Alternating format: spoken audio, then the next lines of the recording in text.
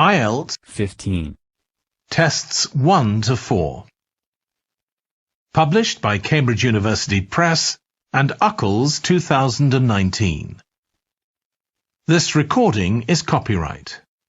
Test 4. You will hear a number of different recordings and you will have to answer questions on what you hear. There will be time for you to read the instructions and questions, and you will have a chance to check your work.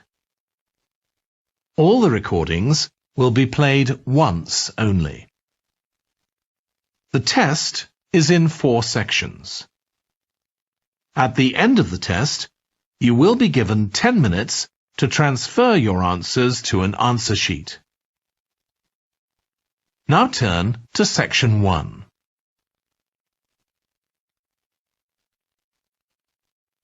Section 1.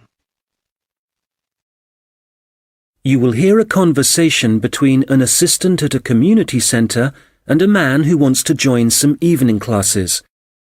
First, you have some time to look at questions 1 to 6.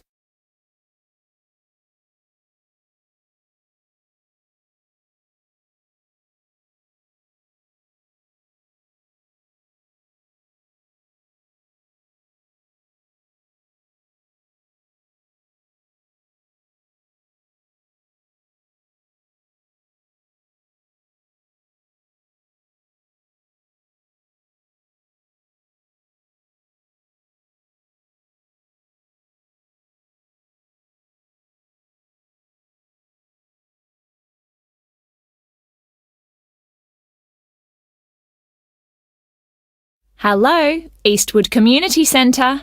Oh, hello. My name's Andrew Dyson. I'm calling about the evening classes you offer.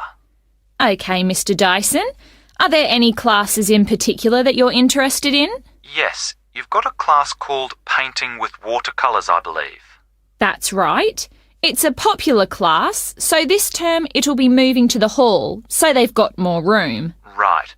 I know it's on Tuesdays, but what time exactly? It was 6:30 last term, but let me just have a look at the details. OK, it'll be 7:30 this time. Probably it suits more people. Well, it's my wife who's really interested, and that'll be good for her because she's home from work by 7:15. That'll give her just enough time to get there. What does she need to bring? OK, well, paints are provided by the tutor, I know that. The information says she'll need just a jar for water and some pencils for drawing. There are also lots of aprons here, so she needn't worry what she's wearing. And the cost for 4 classes is $45, including paints, as I said. OK. Now, we're both quite keen on the Maori language class. There are spaces on the next course, so you could join that. Oh, good. Which room will that be in? When you come in through the entrance of the community centre building, you'll need to go straight up the stairs in front of you, all the way to the top, and it's the small room you'll find there. I see. All right, and let me just check when it's starting. I heard from someone that the July course has been delayed until August. I'm afraid so, and we're halfway through the June course at the moment, so there's not much point you taking that. I guess we'll have to wait then. Well, when you do come, the tutor recommends bringing a small recorder with you, just so you can listen again later. And the cost for 5 classes is currently $40. OK, useful information to know. There's one more class I'm interested in. That's the digital photography class. Oh, I've taken that class myself. The tutor's very good. That'll be in room 9, and it's starting in 2 weeks' time, in the evening, every Wednesday at 6 o'clock. Obviously I need to bring the camera with me. I suppose it'd be useful to have the instructions that go with the camera too? I'd say so. Some people bring along a lot of accessories like extra lenses, but there's really no need for this class. It's mainly focusing on composition, really, and getting the most out of the basic camera. That's exactly what I need. And how much does it cost? Let's see. For 4 classes, it's $35. But if you take 8, it works out as $55. So you're making a bit of a saving. $15, that is. I see. Before you hear the rest of the conversation, you will have some time to look at the questions 7 to 10.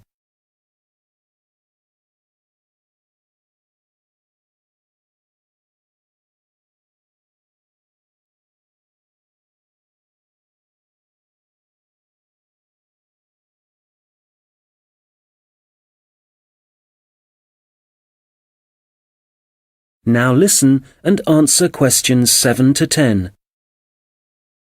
OK, now just another question for the watercolours class. I've just remembered that my wife asked me to find out about the level. Who's it for?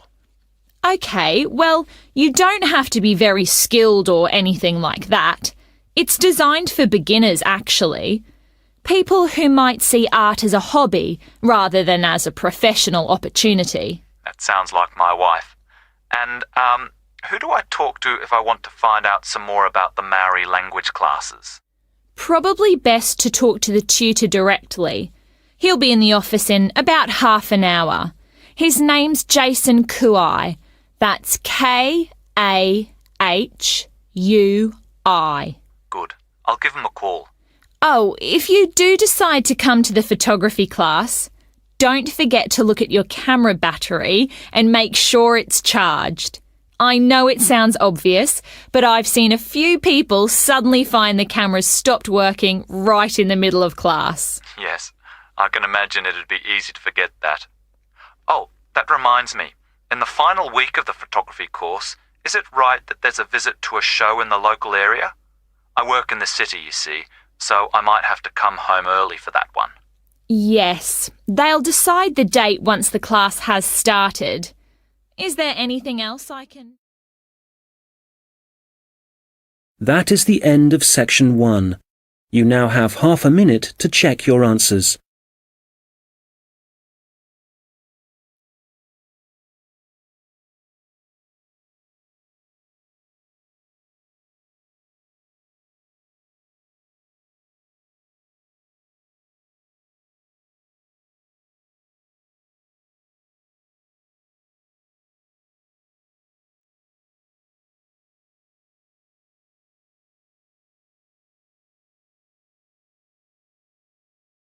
Now turn to section 2.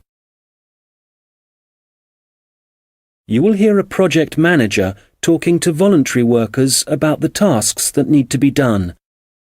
First, you have some time to look at questions 11 to 14.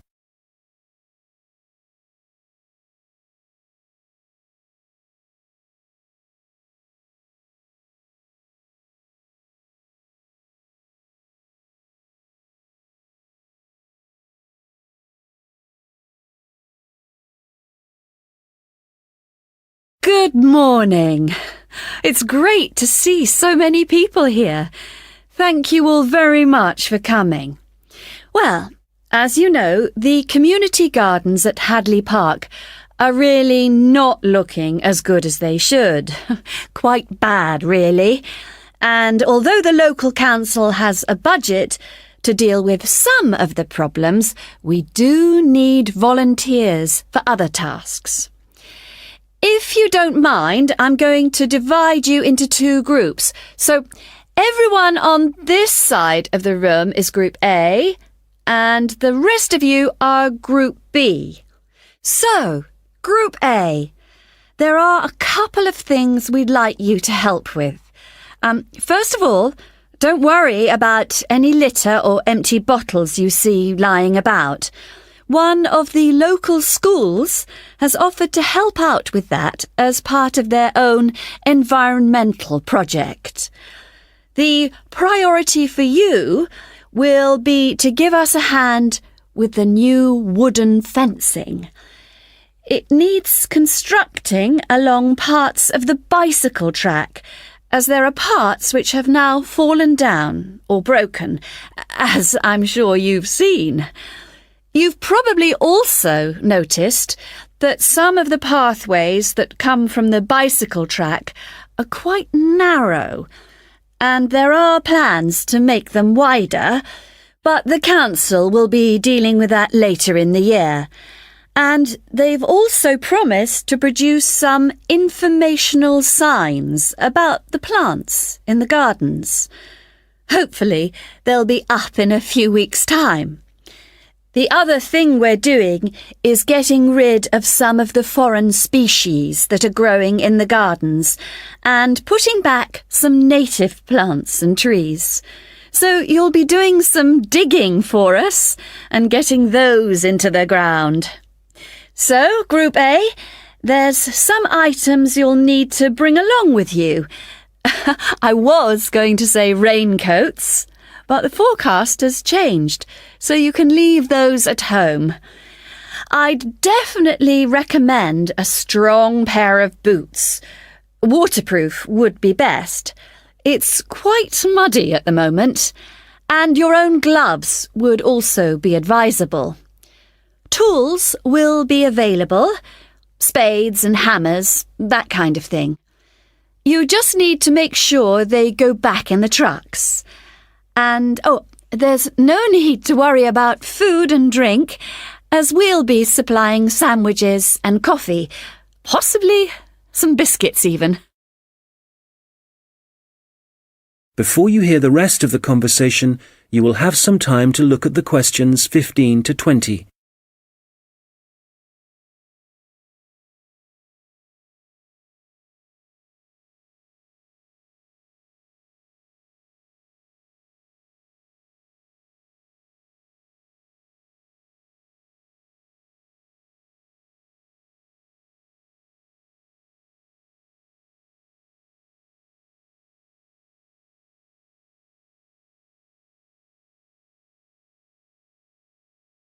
Now listen and answer questions 15 to 20. OK, Group B, your turn. Does everyone have a copy of the plan? Oh, great. OK. We'll all be meeting in the car park. That's on the bottom of the plan. See? Now, if you've been assigned to the vegetable beds, to get there, you go out of the car park and go up the footpath until you reach the circle of trees. There they are, in the middle of the plan. And you see that the footpath goes all the way around them. Well, on the left-hand side of that circular footpath, there's a short track which takes you directly to the vegetable beds. You can see a bamboo fence marked just above them. All right? OK, if you're helping out with the beehives, pay attention. Look again at the circle of trees in the middle of the plan and the footpath that goes around them. On the right side of that circle, you can see that the footpath goes off in an easterly direction, heading towards the right-hand side of the plan. And then the path splits into two, and you can either go up or down. You want the path that heads down.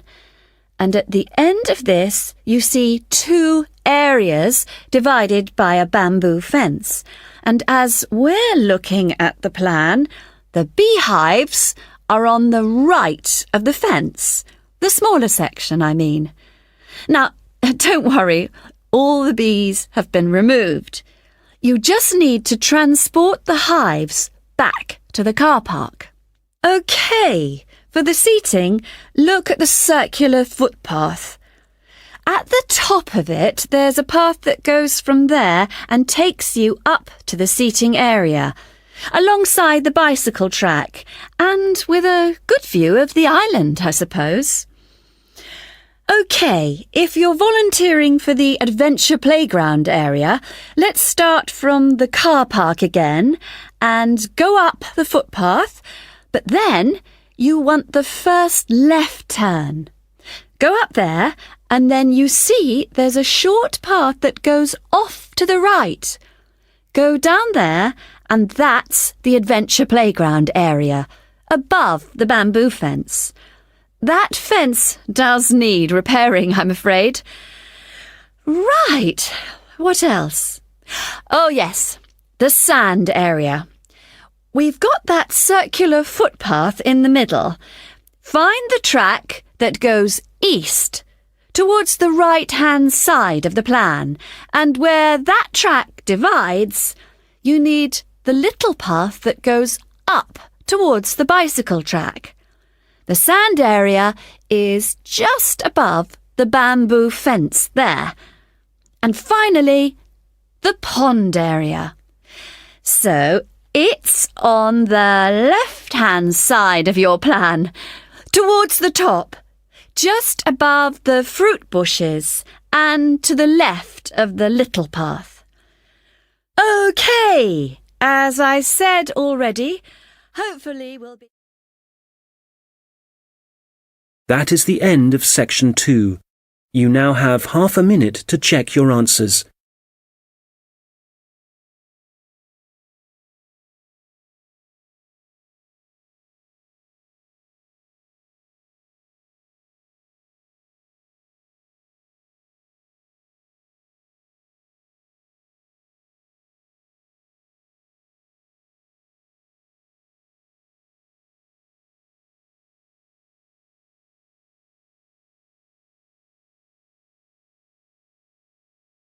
Now turn to section 3.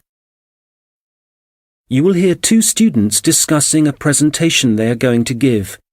First, you have some time to look at questions 21 to 25.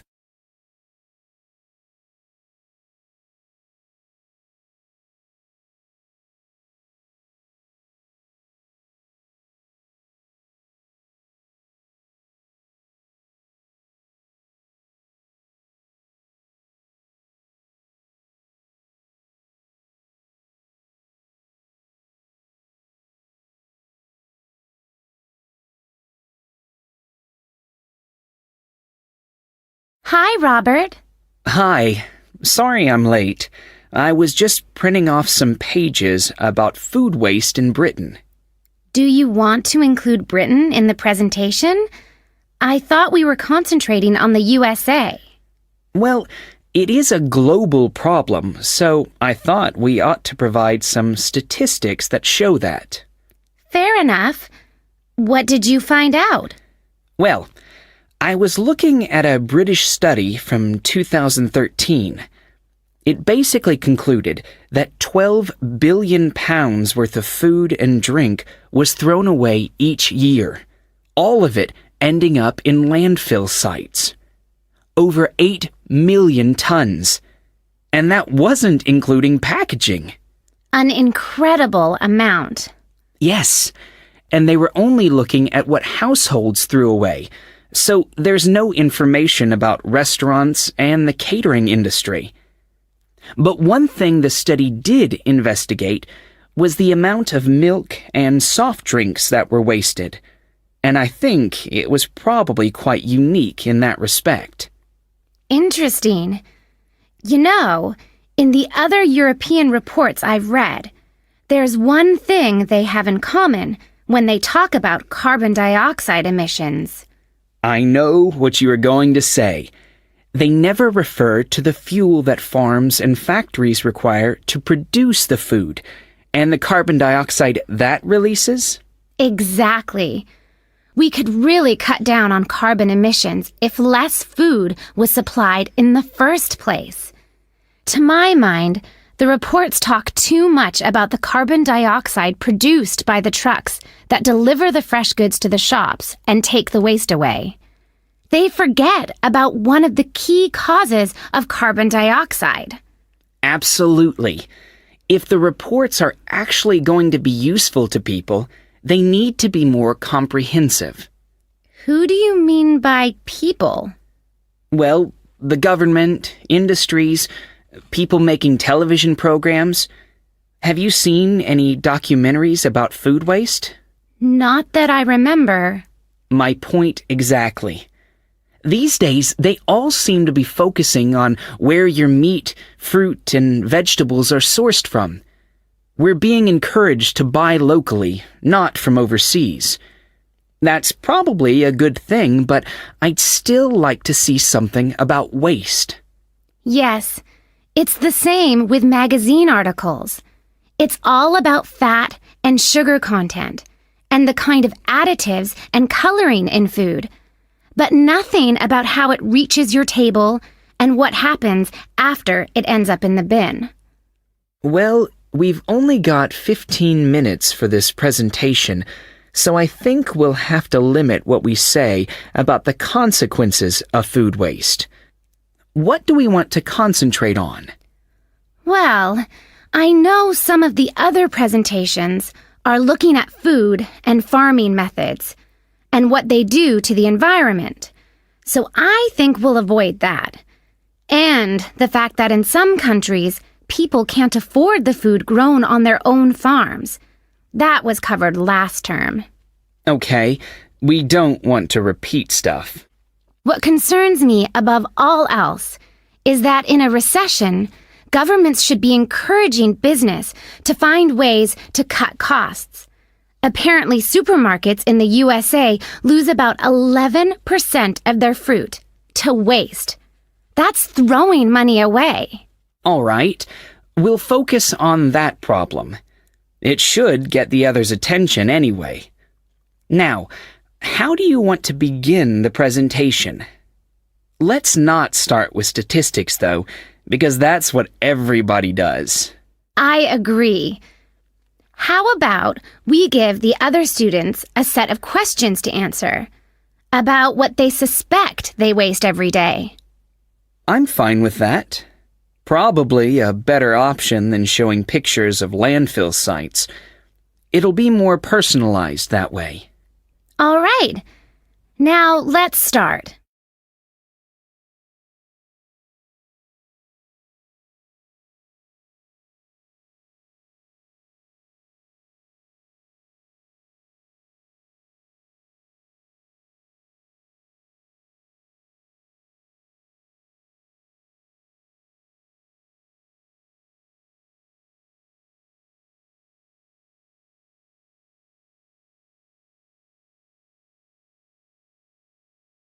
Now listen and answer questions 26 to 30. Okay, shall we now have a look at the projects that different researchers and organizations are working on? For me, the project I really liked was the one at Tufts University. You know, where they've invented tiny edible patches to stick on fresh foods that show you what level of bacteria is present, and so whether you can still eat it. It's a great idea, as it tells you if you need to hurry up and eat the food before it goes off. The other good thing about the patches is that apparently they'll be cheap to manufacture. Good. Then the other thing I thought was great was the Massachusetts Institute of Technology project. I hadn't seen that. Well, they've developed these sensors that can detect tiny amounts of ethylene. Ethylene is the natural plant hormone in fruit that makes them turn ripe, apparently. The researchers think that they can attach the sensors to cardboard boxes, and then supermarkets can scan the sensors with a portable device to see how ripe the fruit inside is. That's got to be a quicker way to check for ripeness than taking each box off the shelf and opening it. Definitely. And I thought that Lean Path was worth mentioning too. Their waste tracking technology means that caterers can see how much food is being wasted and why. That'll increase profits for them eventually. Yes. And did you read about 0%? They've produced this smartphone application that allows restaurants to send donation alerts to food charities. The charities can then pick up the unwanted food and distribute it to people in need. In the long run, that'll definitely benefit poorer families in the neighborhood. No kid should go to school hungry. I agree. And I read that quite a few local governments in the USA are thinking about introducing compulsory composting in their states, so you can't put any food waste into your rubbish bins, just the compost bin. Well, I guess that means a bit more work for people. I mean, they have to separate the organic and inorganic waste themselves before they take it out to the compost bin, and you know how lazy some people are. But I guess if we all start composting, we'd be doing something positive about the problem of food waste ourselves, rather than relying on the government to sort it out. Having said that, not everyone has a garden, so I guess... That is the end of section 3. You now have half a minute to check your answers.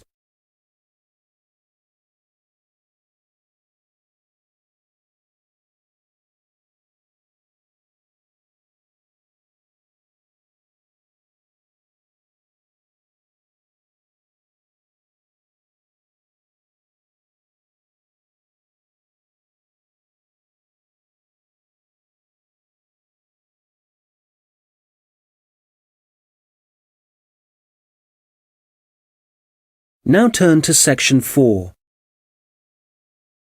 You will hear a lecture about Maori kite making. First, you have some time to look at questions 31 to 40.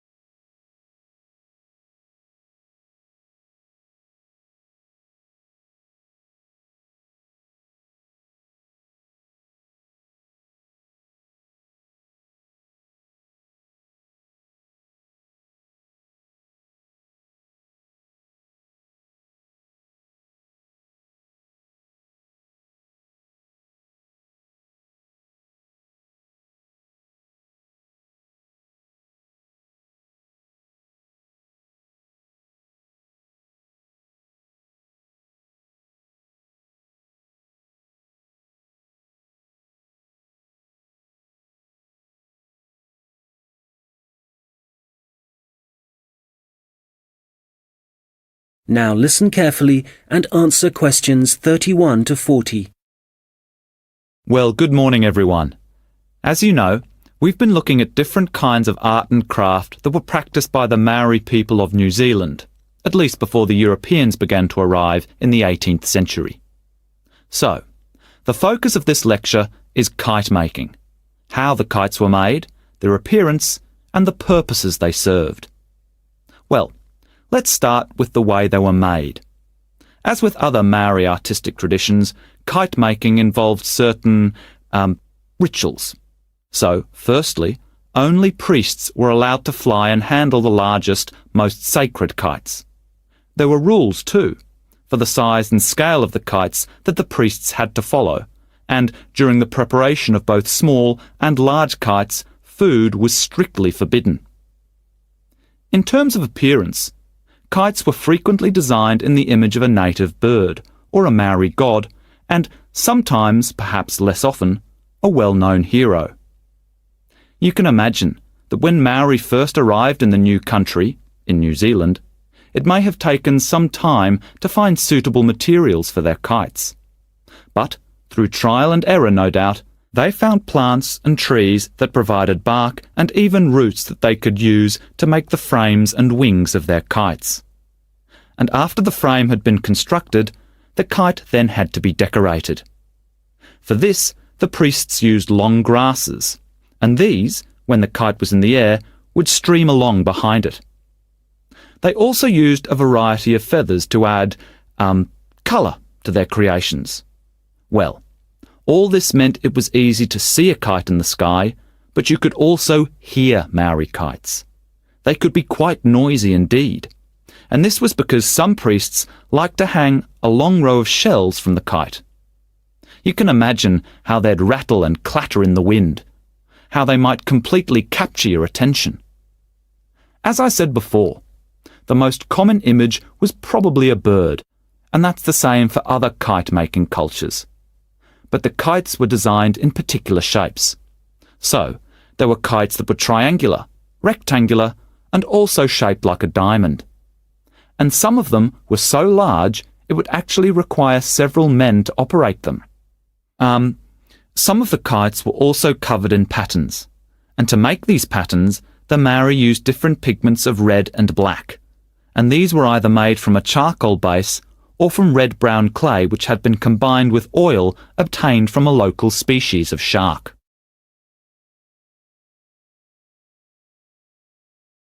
Now, before I forget, if you have a chance, do visit the Auckland Museum, because they have the last surviving Birdman kite on display. This is the kind of kite that has a wooden mask at the top of the frame. It's a mask of a human head, and you can clearly see it has a tattoo and also a set of teeth. Quite impressive, and a good example of Maori craftsmanship and symbolism.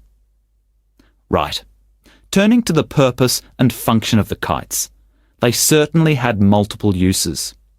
Primarily, the flying of kites was a way of communicating with the gods, and when the kites rose into the air, the Maori used them to deliver messages, perhaps requesting a good harvest, good fortune in war, a successful hunting expedition. So these kites were incredibly valuable to a community, treasured objects that one generation would pass to the next. People would also fly kites for other reasons. For example, to attract the attention of a neighbouring village. This was done when a meeting was required between Maori elders, a convenient method indeed. And finally, when it comes to war, there are traditional stories that describe how when a Maori warrior found himself surrounded by his enemies, a kite could actually provide the possibility of escape. The kites were powerful enough to take a man up into the air, and for this reason, they could also be used to lower him into enemy fortifications so that an attack could begin from the inside. Well, I'm happy to say there seems to be a revival and growing interest in kite making, and